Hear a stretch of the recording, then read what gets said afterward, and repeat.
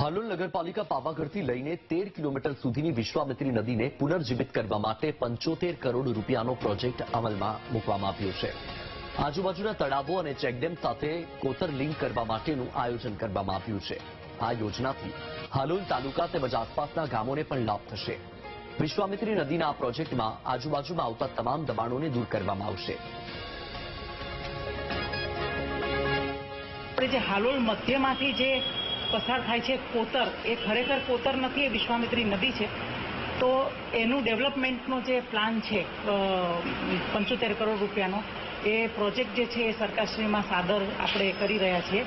પરંતુ આ પ્રોજેક્ટ છે એ વડોદરામાં જે બહુ વિશ્વામિત્રી પ્રોજેક્ટ ચાલી રહ્યો છે એની સાથે એને કનેક્ટ કરી અને હાલોલથી જે શરૂ થશે જે પ્રોજેક્ટ વિશ્વામિત્રીના મુખથી તો વડોદરા સુધીનો, એને વંદે વિશ્વામિત્રી પ્રોજેક્ટનું નામાભિધાન કરી અને આ આખો વિશ્વામિત્રી નદીને એક હાલોલ નગરપાલિકા દ્વારા ટ્રિબ્યુટ એટલે કે અંજલિ આપવાનું આવી રીતનું એક કામ આજે જ કારોબારી સમિતિમાં લેવાયું છે।